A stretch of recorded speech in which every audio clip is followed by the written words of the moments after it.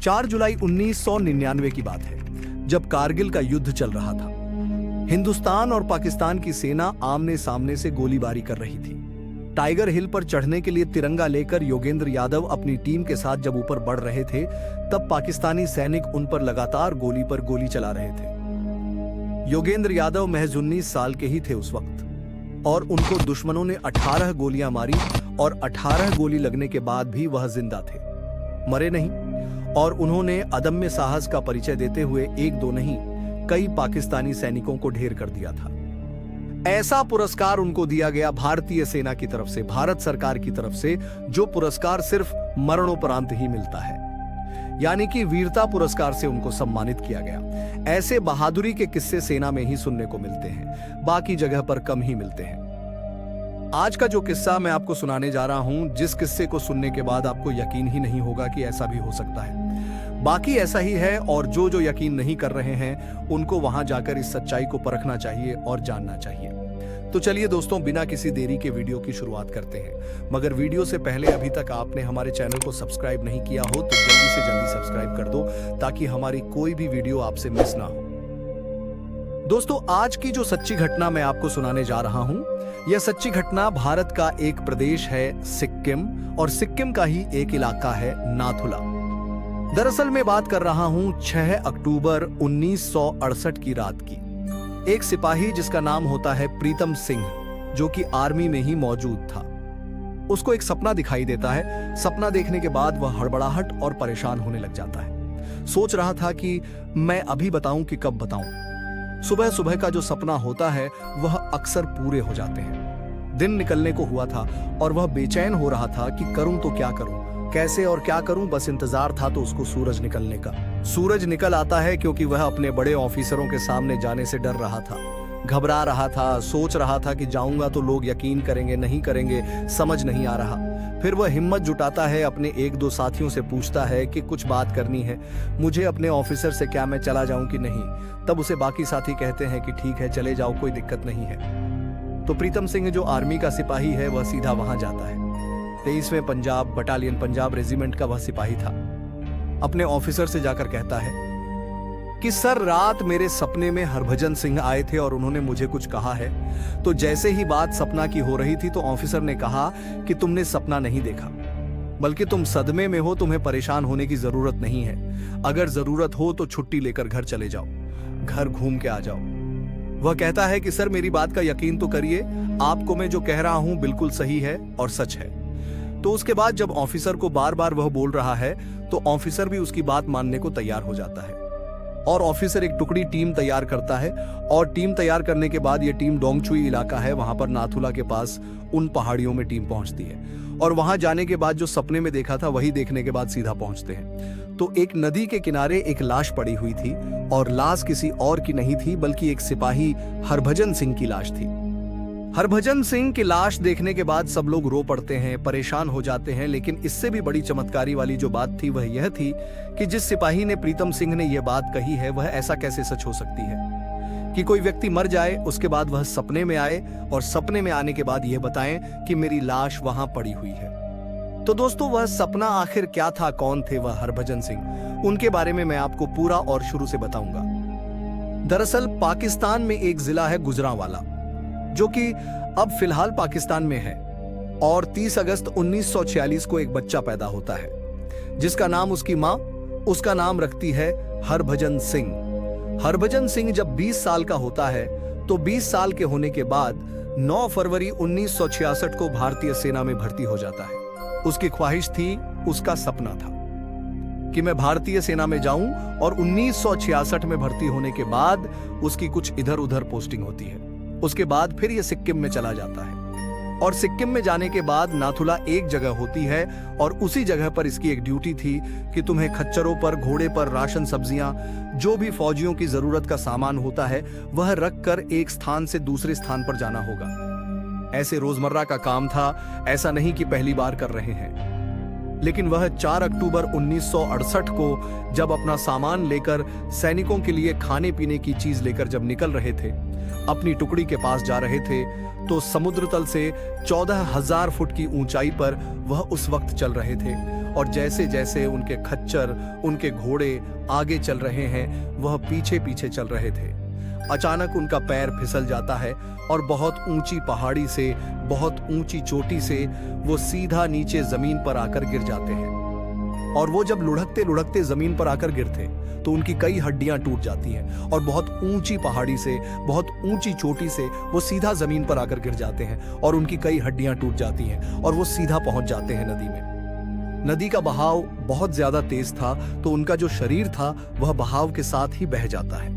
अब जिस बटालियन में इनकी पोस्टिंग थी, ये 23वीं बटालियन होती है और अब पंजाब रेजिमेंट के 200 से ज्यादा सैनिक अपनी साथी की तलाश करना शुरू कर देते हैं, क्योंकि जब ये अपनी निर्धारित समय पर वहां नहीं पहुंचते और नहीं पहुंचे तो जाहिर सी बात है परेशानी होना लाजमी था।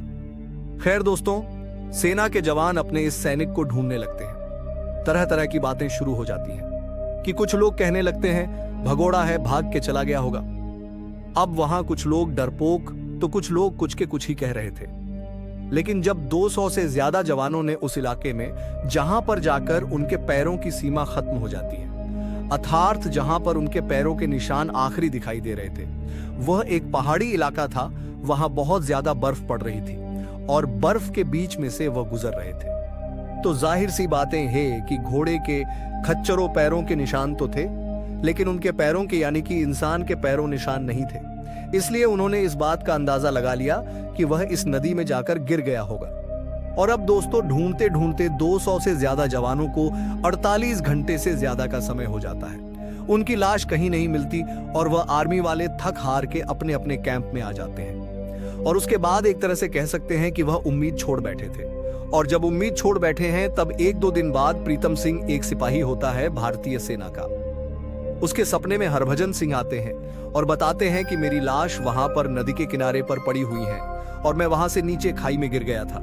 ऐसे करके उन्होंने अपनी जो कहानी, पूरी दास्तान थी, वो उन्होंने सिपाही को बताई और उसके बाद उस लाश को लेकर आते हैं। तो दोस्तों, आप यकीन नहीं करोगे कि बाकी के सैनिक हैरान थे, परेशान थे कि आखिर ऐसा कैसे संभव हो सकता है। उसके बाद जब 1-2 दिन का समय गुजर जाता है, उसके बाद जो एक भारतीय सैनिक के मरने के बाद, शहीद होने के बाद जो होता है, जो औपचारिकताएं होती हैं, वह पूरी की गई। उनका जो पार्थिव शरीर था उसको उन्होंने उनके गांव भेज दिया। उनका गांव वर्तमान में पंजाब प्रांत का जालंधर इलाका है, उसी के पास उनका गांव था।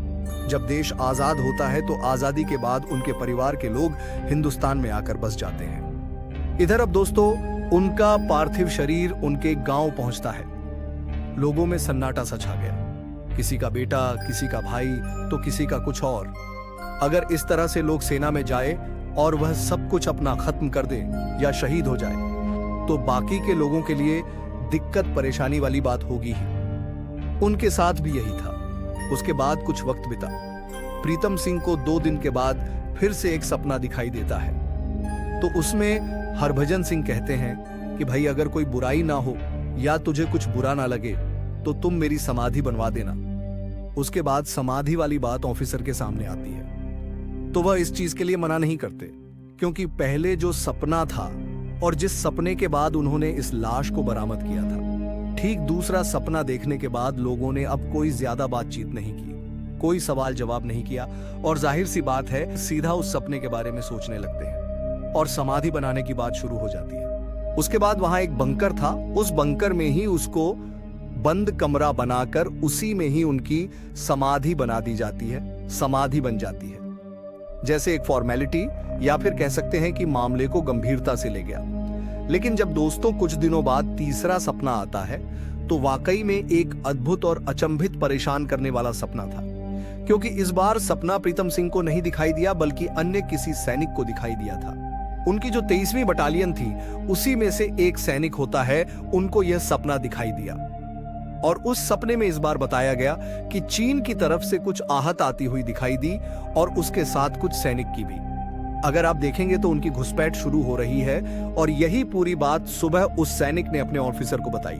उस सैनिक ने ऑफिसर से कहा कि सर, ऐसी ऐसे बात है, रात में मैंने सपना देखा और सपने में हरभजन सिंह ने कहा कि चीनी सैनिक है वह हमारी तरफ बढ़ रहे हैं और ऐसा ना हो कि इस बार कुछ गलत हरकत करें। और ठीक ऐसे ही इस बात को गंभीरता से लिया गया और अगले दिन जाकर देखा तो सचमुच चीनी सैनिक उधर बढ़ रहे थे। तो अब दोस्तों उनका विश्वास और बढ़ जाता है, यानी कि अब लोगों की आस्था बढ़ जाती है। और यह दूसरी तीसरी बार नहीं था, अभी सपने आने शुरू हो जाते हैं। कभी भी किसी भी सैनिक को सपना आ जाता था, और जैसे ही नाथुला में सपना आता था वह बात सच हो जाती थी। अब यह बात सच हो रही थी तो धीरे धीरे अब जो सैनिकों अपने गांव जाते थे वो लोगों को बताया करते थे।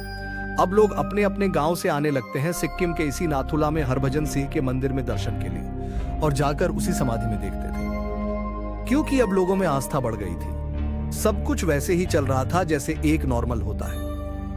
अब लोगों में, उनके सैनिकों में इतना विश्वास बढ़ने लगा क्योंकि अब जो उनके कपड़े थे, जूते थे, उनके जो बिस्तर थे, उन सभी को बाबा हरभजन सिंह की समाधि के पास रखा जाने लगा, और साथ ही उनकी वर्दी को बिल्कुल तैयार करके इस्त्री करके जैसे जैसे जरूरत होती है वैसे वैसे वो रखा करते थे। अब लगातार ये सैनिक हरभजन सिंह चीन और भारत की सीमा पर यह मुस्तरी दे रहे थे, ऐसा लोगों में विश्वास था। उसके बाद जो भी ये कर रहे हैं, करने के बाद भी उनके मरणोपरांत भी ऐसा काम कर रहे हैं, तो उनके लिए जो सुविधाएं एक सैनिक के लिए होती हैं वैसे ही सुविधा होने लगी। ठीक वैसे ही हुआ, इनका जो वेतन था उनका वेतन भी दिया जाने लगा मरने के बाद भी, और साथ में इनको साल में 2 महीने की छुट्टी सैंक्शन होने लगी। 15 सितंबर से लेकर 15 नवंबर तक छुट्टी सैंक्शन होती थी, और जब छुट्टी होती थी तो साथ में इनका सारा सामान, जैसे एक सैनिक अपने घर अपने गांव आता है, अपने परिवार के पास आता है, जिस तरह से वो सामना लेकर चलता है, पूरा बक्सा लेकर जाता है, बहुत सारी जरूरत की चीजें, ठीक वैसे ही ले जाया करते थे। और ये बागडोगरा के पास से न्यू जुलाई भाई की एक कुड़ी जलपाईगुड़ी एक रेलवे स्टेशन है। इस रेलवे स्टेशन से एक ट्रेन जाती है, इसका नाम है डिब्रूगढ़ अमृतसर एक्सप्रेस। इसमें उनके साथ साथ, यानी कि हरभजन सिंह के साथ साथ 2 अन्य जवानों का भी रिजर्वेशन होता था, और उनका सामान लेकर पहुंच जाते थे।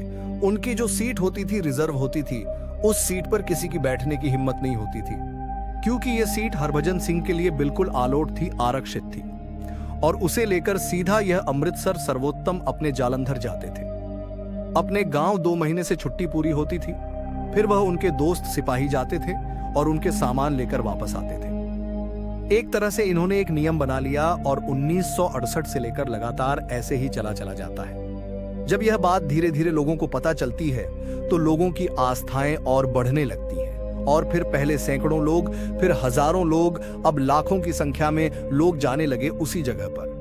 लेकिन जहां पर उनकी समाधि बनी हुई थी वहां पर आम लोगों का पहुंचना बहुत मुश्किल था।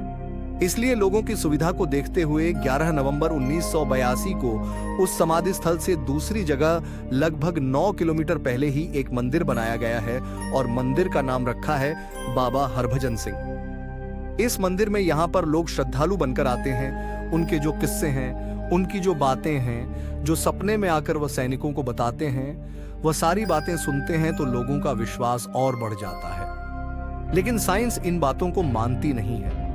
हरभजन सिंह के वेतन के साथ साथ जो एक सैनिक को मिलने वाला, चाहे वह प्रमोशन हो या कुछ और भी जरूरत की चीज है, वैसे मिलने शुरू हो जाती है, और लगातार वह ऐसा चलता जाता है। उसके कुछ समय बाद 2006 में यह रिटायर हो गए थे, लेकिन उनकी जो छुट्टियां थीं, इनका आना जाना वह लगातार ऐसे चलता रहा। कुछ वक्त बाद कोई व्यक्ति कोर्ट चला जाता है, 2017 में कोर्ट जाता है, तो कोर्ट इनकी छुट्टियों की बात को खत्म कर देता है। कोर्ट के अनुसार यह छुट्टी करना सही नहीं है। तब वह 2017-18 के बाद से फिर अब कोई व्यक्ति वहां से नहीं जाता है। लेकिन जब तक उनकी मां जिंदा थी तब तक उनकी मां को वेतन दिया गया, पेंशन दी गई। उसके बाद में उनकी जो परिवार के लोग थे उनको भी पेंशन दी गई थी। तो दोस्तों ये किस्सा, ये बात वाकई में अपने आप में एक अनोखा है और हैरान करने वाली बात है। एक सैनिक मरने के बाद भी अपने देश की रक्षा के लिए क्या कुछ नहीं कर रहा था। और जब लोग सिक्किम के उस नाथुला जगह पर जाते हैं तो जब उस किस्से को सुनते हैं तब लोगों को यकीन होता कि हमारे देश में ऐसा भी एक किस्सा हुआ था, जो आज भी वह सैनिक इस बात को लगभग 54 साल के आसपास हो चुके हैं, और 54 साल तक वह इस चीज जो पहले थी 1968 में, 1970 में, वह आज भी चली जा रही है। तो वह सुनकर अपने देश पर गर्व करते हैं। तो दोस्तों इस पूरे घटनाक्रम को सुनाने का उद्देश्य आपका दिल दुखाना नहीं है, बल्कि आपको जागरूक करना है, आपको सचेत करना है। खैर दोस्तों, आज का किस्सा हमारा कैसा लगा हो कमेंट बॉक्स में कमेंट करके जरूर बताएं। और अभी तक आपने हमारे चैनल को सब्सक्राइब नहीं किया तो जल्दी से जल्दी कर दो ताकि हमारी कोई भी नई वीडियो आपसे मिस ना हो। धन्यवाद। जय हिंद, जय भारत।